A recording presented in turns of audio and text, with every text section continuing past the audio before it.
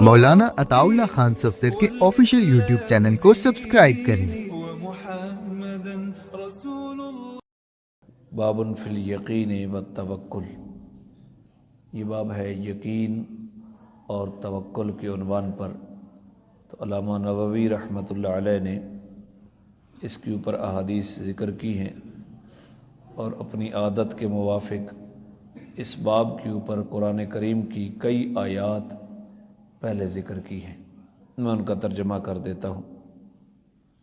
قال اللہ تعالی، اللہ تعالیٰ کا فرمان ہے وَلَمَّا رَأَى الْمُؤْمِنُونَ الْأَحْزَابَ، جب مومنوں نے لشکروں کو دیکھا، قالوا ھذا ما وعدنا اللہ ورسولہ، تو مومن ان لشکروں کو دیکھ کر کہنے لگے یہ وہ ہے جس کا وعدہ اللہ اور اللہ کے رسول نے کیا ہے، وصدق اللہ ورسولہ، اور اللہ اور اللہ کے رسول نے سچ فرمایا ہے، وما زادہم الا ایمانا وتسلیما۔ ان لشکروں کو دیکھنا جو ہے کفار مسلمانوں کے اوپر ٹوٹ پڑے تو ان صحابہ کے اوپر ایمان اور تابع داری کے اندر اضافہ کیا۔ اس نے کیا ہوا؟ لشکر لڑائی کے لیے آئے کفار اکٹھے ہو کر، تو اللہ فرما رہا ہے کہ صحابہ کا ایمان بھی بڑھا اور ان کی تابع داری بھی بڑھی۔ ایک طرف قرآن ہے اور دوسری طرف تاریخ کی بدگمانیاں ہیں۔ قرآن کہہ رہا ہے کہ جب وہ جہاد میں جاتے ان کا ایمان بھی بڑھتا ہے اور ان کی تابع داری بھی بڑھتی ہے۔ تاریخ کہتی ہے کہ وہ اس طرح نہیں ہے، تو ہم قرآن مانیں یا تاریخ مانیں؟ یہ سورہ احزاب کی آیت نمبر 22 ہے۔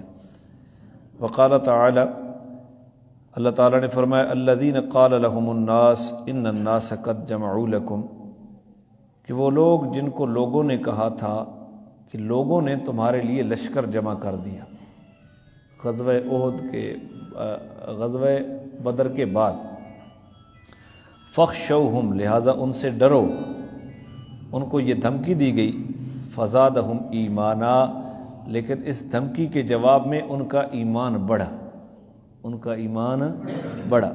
وقالوا حسبنا اللہ ونعم الوکیل، اور انہوں نے یوں جواب میں کہا کہ ہمیں اللہ کافی ہے اور وہ بہترین کارساز ہے۔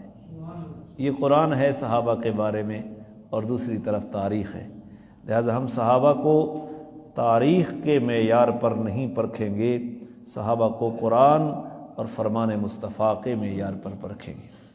فانقلبوا بنعمت من اللہ وفضل لم یمسسہم سوء واتبعوا رضوان اللہ، اور یہ لوگ پھر ہمراہ الاسد تک ان کے تعاقب میں گئے اور اللہ کی نعمتیں واپس لے کر پلٹے، اللہ کا فضل واپس لے کر پلٹے اور ان کو کوئی تکلیف نہ پہنچی۔ واتبعوا رضوان اللہ، اور ان صحابہ نے اللہ کی رضا کی تابع داری کی، ہمراہ الاسد تک زخمی حالت میں رسول اللہ کے ساتھ چلے گئے اور وہاں تجارت کی۔ کفار تو ڈر کے مارے آئے نہیں، تو اللہ فرما رہے ہیں کہ یہ انہوں نے اللہ کی رضا کی تابع داری کی۔ دیکھو میرا عمل ہے، جو صحابہ کے اوپر تنقید کرتا ہے اس سے پوچھو بھئی تیرے اعمال کی کیا پوزیشن ہے؟ ان کے اعمال کی پوزیشن یہ ہے کہ اللہ ان کے اعمال کے اوپر اپنی رضا کی گواہیاں دے رہا ہے۔ یہ مشکوک ہیں تمہارے آگے، تم تاریخ لے آتے ہو، تاریخ انسانوں کی لکھی ہوئی ہے اور یہ خدا تعالیٰ کی کتاب ہے۔ ہم ایسی تاریخ کو جو صحابہ کی غلطیاں گنواتی ہے اس کو گٹر میں پھینک دیتے ہیں۔ کسی کے اوپر کوئی جرت ہے تو ہمارے اوپر فتویٰ لگا کے دیکھے۔ قرآن کے ایک حرف کا انکار کرنا بھی کفر ہے، تو لہٰذا صحابہ کے بارے میں ہم تاریخ کی نہیں سنیں گے۔ واللہ ذو فضل عظیم، اور اللہ بڑے فضل والے ہیں۔ آل عمران کی آیت نمبر 173 اور 174 ہے یہ۔ وقال تعالی، یہ ان کی یقین کی اور توکل کی بات ہو رہی ہے۔ وقال تعالی، اللہ تعالیٰ نے تیسرے مقام پر فرمایا وتوکل علی الحی الذی لا یموت، اس ذات کے اوپر توکل کر جو زندہ ہے، جس کو موت کبھی نہیں آئے گی۔ دنیا کے اندر جتنی مخلوق ہیں، چاہے وہ اچھی ہے یا بری ہے، سب کو بالآخر موت آنی ہے۔ موت سے پاک کون ہے؟ صرف اللہ۔ تو توکل کے لائق ذات کس کی ہے؟ جس کے اوپر موت نہیں آنی۔ وہ زندہ ہے بغیر روح کے، ہم زندگی میں محتاج ہیں کس کے؟ روح کے۔ سورہ فرقان کی آیت نمبر 58 ہے۔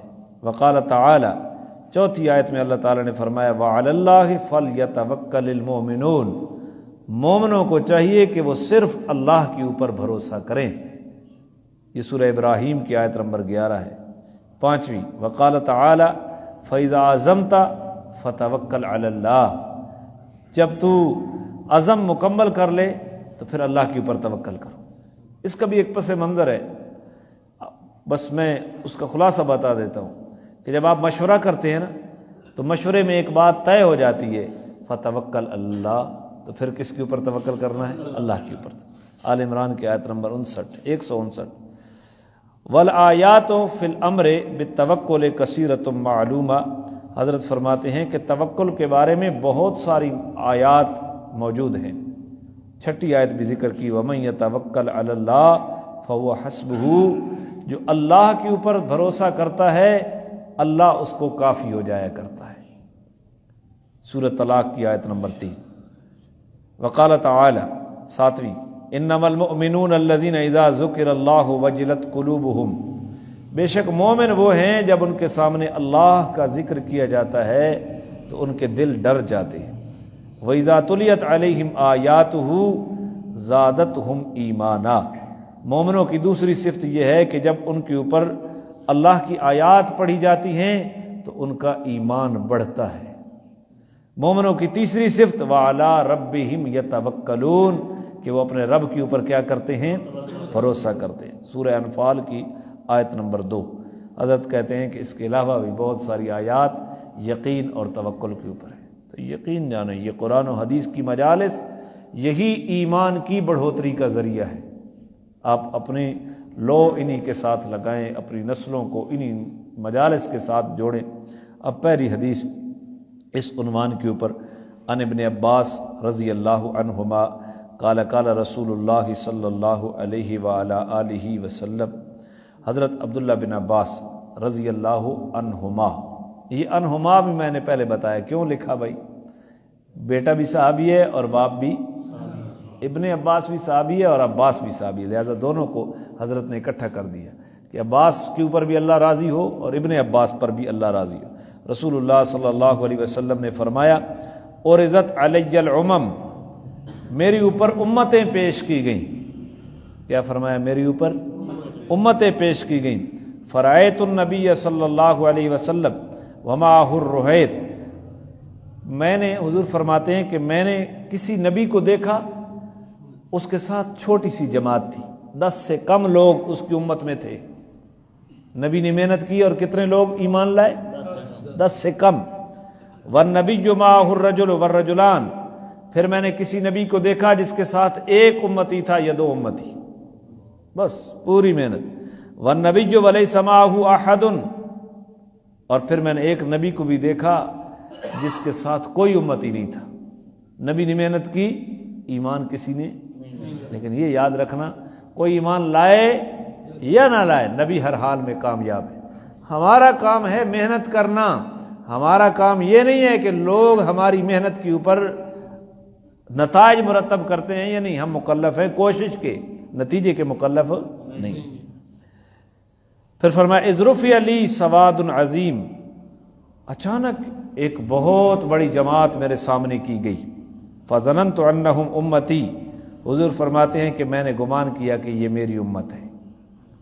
فقیل علی ھذا موسیٰ وقومہ، مجھے کہا گیا کہ یہ موسیٰ اور ان کی امت ہے، بہت زیادہ۔ ولکن انظر الی الافق، لیکن آپ آسمان کے کنارے کی طرف دیکھیں۔ فنظرت فاذا سواد عظیم، تو میں نے آسمان کے کنارے کی طرف دیکھا تو مجھے بہت سارے لوگ نظر آئے۔ فقیل علی انظر الی الافق الاخر، پھر مجھے کہا گیا کہ آسمان کے دوسرے کنارے کی طرف دیکھو۔ فاذا سواد عظیم، تو آسمان کے دوسرے کنارے کے اوپر بھی بہت ساری جماعت موجود تھی۔ فقیل علی ھذہ امتک، مجھے کہا گیا کہ یہ آپ کی امت ہے، یہ آپ کی امت ہے۔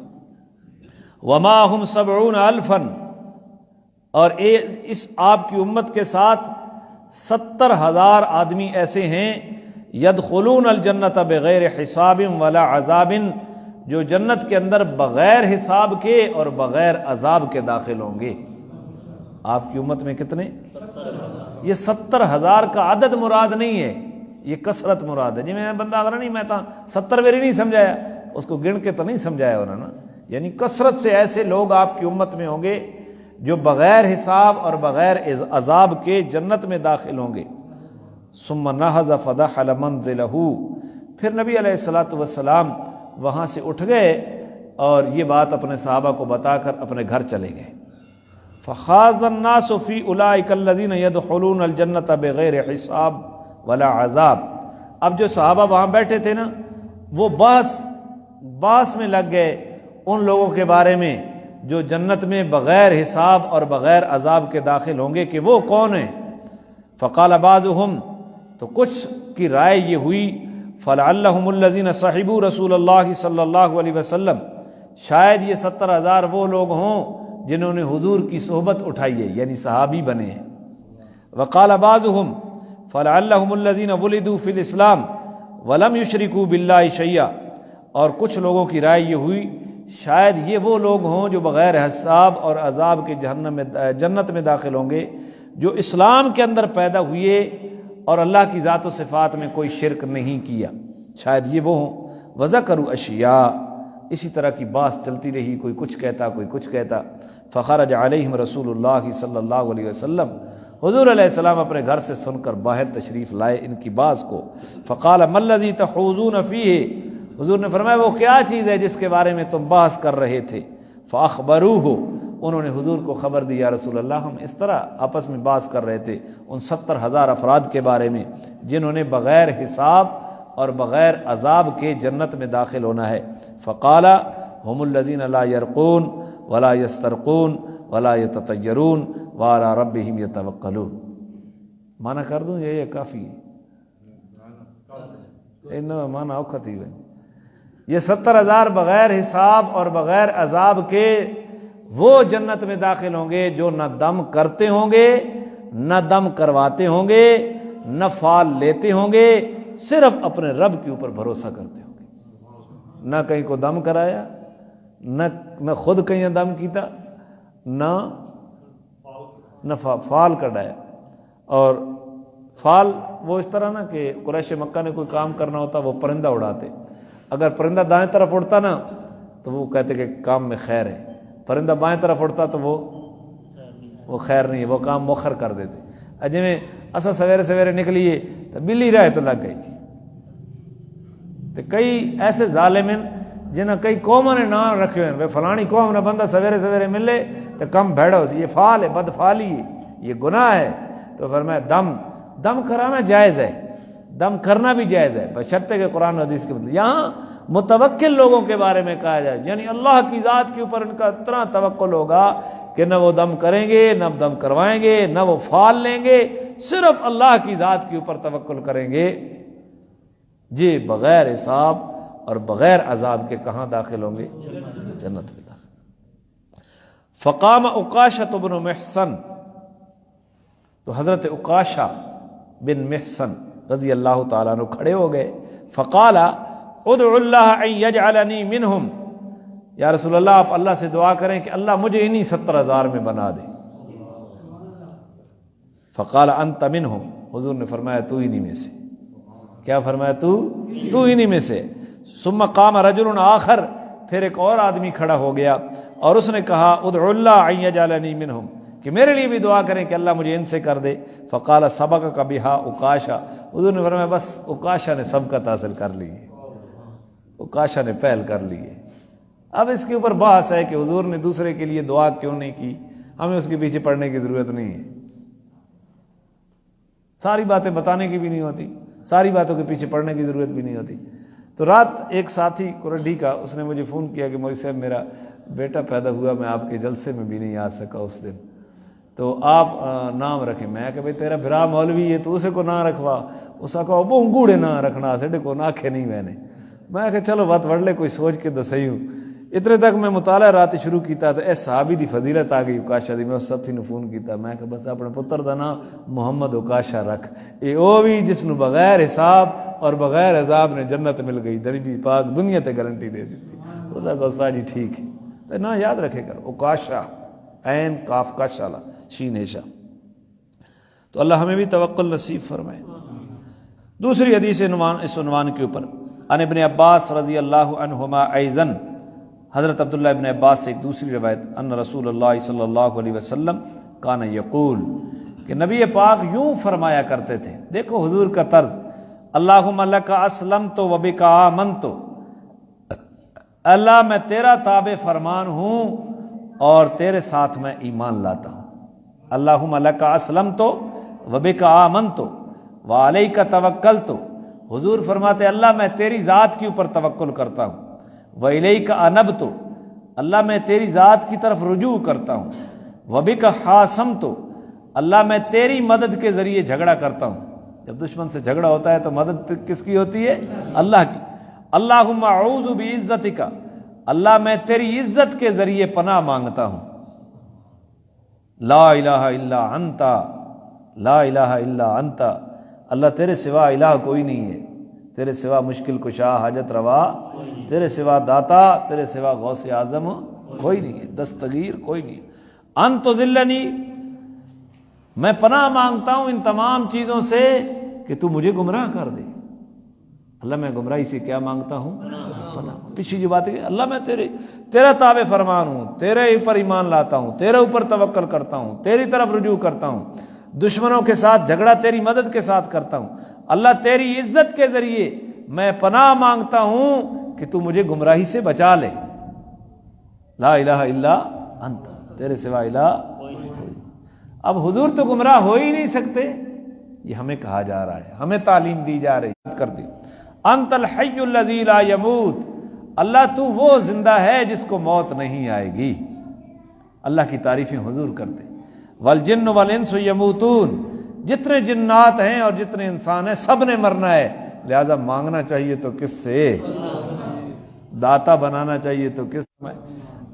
تیسری روایت اس کے اوپر عن ابن عباس رضی اللہ عنہ، تیسری روایت بھی حضرت عبداللہ بن عباس سے ہے. قال حسبنا اللہ ونعم الوکیل، فرمایا ہمیں اللہ کافی ہے اور وہ بہترین کارساز ہے. اللہ کافی ہے، اور اس روایت کو سننا کیا کہتے ہیں؟ حسبنا اللہ ونعم الوکیل، ہمیں اللہ کافی ہے اور بہترین کافی ہے. قالہا ابراہیم علیہ الصلاۃ والسلام حین القی فی النار، جب حضرت ابراہیم کو آگ میں ڈالا گیا تو انہوں نے یوں پڑھا تھا حسبنا اللہ ونعم الوکیل. ابراہیم مشکل میں پھنسا تو کس کو پکارا؟ حسبنا اللہ ونعم الوکیل. وقالہا محمد صلی اللہ علیہ وسلم حین قالوا ان الناس قد جمعوا لكم فاخشوهم فزادهم ایمانا وقالوا حسبنا اللہ ونعم الوکیل. اور جناب محمد کریم علیہ الصلاۃ والتسلیم نے بھی اسی طرح کہا تھا جب ان کو یہ کہا گیا کہ لوگ آپ کے خلاف جمع کر رہے ہیں دشمن، لہذا آپ ان سے ڈرو، تو ان کا ایمان بڑھا. اور حضور نے فرمایا، اور حضور کے صحابہ نے فرمایا حسبنا اللہ ونعم الوکیل. دشمن کا ڈر پیدا ہو جائے تو کیا پڑھنا چاہیے؟ حسبنا اللہ ہو، بس بات صاف ہو جائے گی. رواہ البخاری. بس آخری روایت پڑھ رہا ہوں اس عنوان پر. عن ابی ہریرہ رضی اللہ عنہ عن النبی صلی اللہ علیہ وسلم قال يدخل الجنة اقوام افئدتهم مثل افئدة الطیر. حضرت ابو ہریرہ فرماتے ہیں کہ نبی پاک نے فرمایا جنت میں داخل ہوں گے ایسے لوگ جن کے دل پرندوں کی طرح ہوں گے. جن کے دل پرندوں، یہ معنی لکھا ہو. قیل معناہ متوکلون، اس کا معنی یہ ہے کہ توکل کرنے والے. پرندے نے ویکھنے میں کدے بھڑولے بھر رکھے ہوئے اس پہ باگو جا تک انڈے چو نکلنے، صبح خالی پیٹ اور شام کو پیٹ. توکل کرنے والے، اللہ ہمیں یہ دولت نصیب فرمائے. آج یہ دولت ختم ہو گئی ہے. لوگ جمع کرنے، کمانا جرم نہیں ہے، اکٹھے کرنا بھی جرم نہیں ہے، لیکن جو طرز عمل ہمارا ہے یہ طرز عمل جرم ہے، اور اس کے نتیجے میں نہ گھر سکون ہے، نہ بیوی فرمانبردار ہے، نہ اولاد فرمانبردار ہے، نہ گھر سے بیماری جاتی ہے، نہ تکلیفیں جاتی ہیں. تو یہ متوکل لوگ جنت کے اندر داخل ہوں گے، یہ پرندوں والے دل. یا یہ مراد ہوگا کہ پرندوں کے ساتھ تشبیہ اس لیے دی کہ مثل افئدۃ الطیر قلوبہم رقیقہ، کہ ان کے دل نرم ہوں گے، نرم دل لوگ، پرندے کا دل کیا ہونا بالکل نرم دل لوگ جنت میں جائیں گے، سخت دل لوگ جنت میں نہیں جائیں گے۔ اللہ دل کی سختی سے محفوظ فرمائے، اللہ ہمیں توکل کی دولت نصیب فرمائے۔